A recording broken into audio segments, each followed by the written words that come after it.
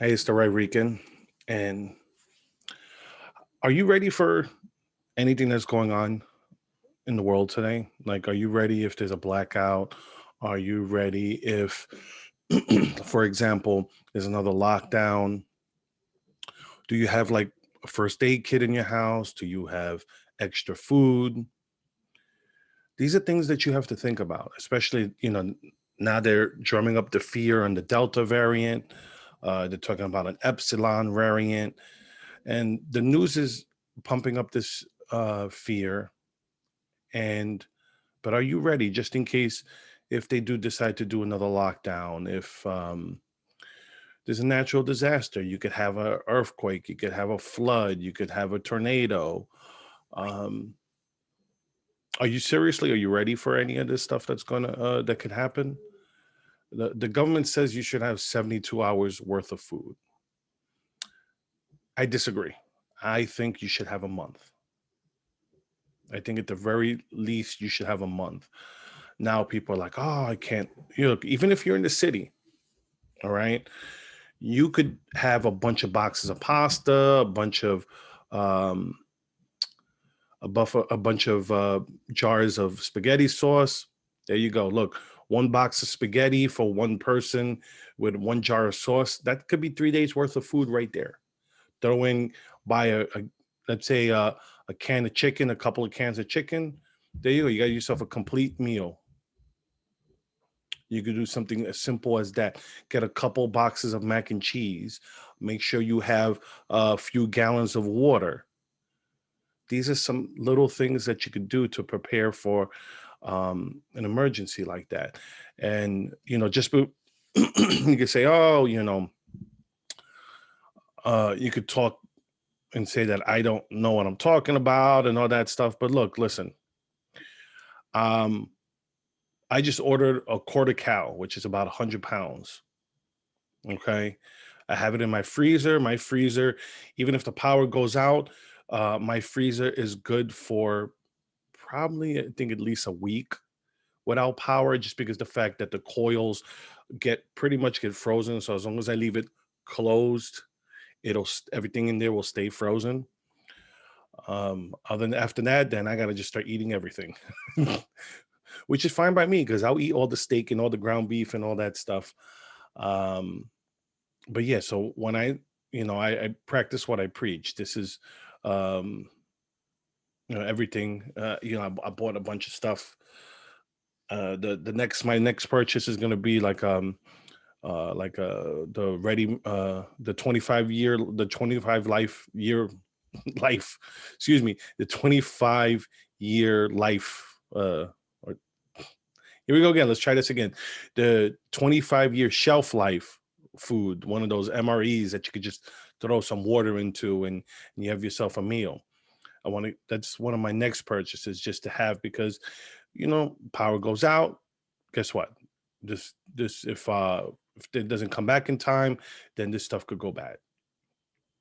But like I said, the freezer I have could withstand a couple of days at least without the stuff defrosting. So, like I just wanted to show you, when I tell you you need to have I mean, I have two kids, I have my wife, so it's not just me by myself. So when I say you should have some of this stuff, I'm not just saying it just to say it. Here's my pantry. It's a little bit bare right now because once the pandemic was over, I just started uh, eating some of the stuff that's there just before it expires. But still, this is something that even in your own, even if you're in a city, you could do something small like this. But if you have your own house, it's imperative that you do this. This is something. I mean, you can see I have cleaning supplies. I have spices. I have cups. Here's toiletries. In these bags, I also have vitamins. I just put them there just because it makes it easier. I have like gummy vitamins for my kids. Um, right over here, I got some like um, allergy medicine, some Benadryl. You can't see it down here, but I have alcohol. I have peroxide back over here. I have tons of water. I even behind the door there, I have more water. Um, uh, and at the end of the day, this is all good to have. But if you're in a place where you could have protection to protect your food, I suggest you get it, because that's the only thing I didn't take a picture of, because from my understanding, Google doesn't like that stuff. So I didn't take a picture of it. But, ammo and guns are, let's say you could hunt for food, but also you could protect your food and what you have. But like I said, look, canned corn, canned meat, canned beans, dry beans. I have dry beans here. Dry beans last longer than the canned stuff. You could just soak them in water. Um, I got flour, I got sugar, I got yeast here to make my own bread. Um, so these are little things that you could do to make a food pantry where you could uh, have enough food for, like I said, for an emergency. You got food for a month. And I said, as simple as you could get boxes of mac and cheese. You could get, like, here, you can't see it. Look, I got Vienna sausage. I got corned beef. This is stuff where, let's say, making the corned beef with some white rice, because I got rice over here. There's a meal that could be a lunch and dinner for two, for 2 days, basically. Let's say dinner one day and lunch the next day, and then so forth. You could, do this stuff to extend some of the food you have. um, but it's really important with all this stuff going on right now that we make sure that you have this stuff for your family. If you're single and you're living alone, same difference. This is something that you want to survive an emergency. You want to survive a blackout or something like that. Make sure you have let's say, um, 1 gallon. I think they say 1 gallon per person for each day. So, try to have a gallon per person. I mean, if you're um, you buy, like, I have a couple of big um, 3 or 5 gallon bottles of water just there, just because I have the space for it in my basement. And if you have the space for it, you should do it. I have little bottles of water also, just to have them. So, I'm not a hypocrite. I'm not someone who's saying you should be ready for this stuff and not be ready themselves. I made those shelves myself in order to have extra pantry space. I got my regular food that's upstairs. I try to transfer it over, and that's how I extend the life on all this stuff, to make sure you're ready for any type of emergency.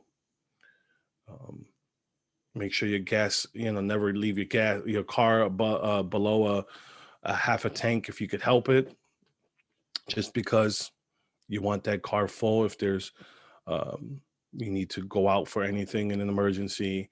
Um, let's say, for example, you could use it as a power source. The power goes out. Most new cars now have a plug that you could put. Let's say you could go charge your phone, um, stuff like that. That or any devices. You have kids uh, download movies onto the kids' devices, so like that. Even if the internet's down, they could still watch stuff on it. It's it's just stuff to think about. It'll keep them occupied. It'll keep them relaxed if they can still access stuff that will calm them down and keep them at peace while you know it's hitting the fan. And you want them to, you don't want them to freak out. You want them to be able to be calm in the situation, and that's how we do it. So here, that's just some tips I was just thinking about. um, and with everything going on, um, I've told people to be prepared before, and I'll say it again. So maybe um, when I get my preparedness food, I'll do another video.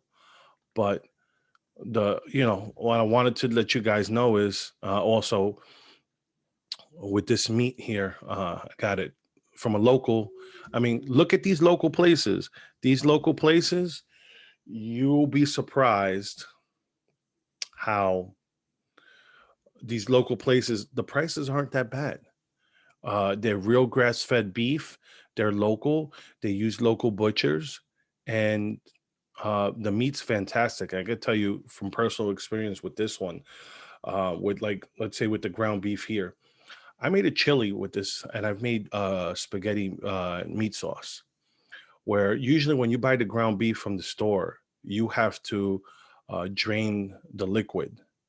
Well, I could tell you from making this with the chili comes out so creamy and so good that you'll just want to keep you like, especially like in the winter, you'll just want to make chili every day, and just because the meat's fantastic. So I'm going to leave it there. Um, I hope you guys have a great weekend. Even though I'm recording this on Wednesday, I'm scheduling it for Friday, and I hope you guys have a great weekend. Uh, uh, Anyone who watches my Thursday video, which I also pre-scheduled, will understand why I recorded this to just so I could be with my family this weekend. You know, we have some stuff going on. So, anyways, have a good one, everyone.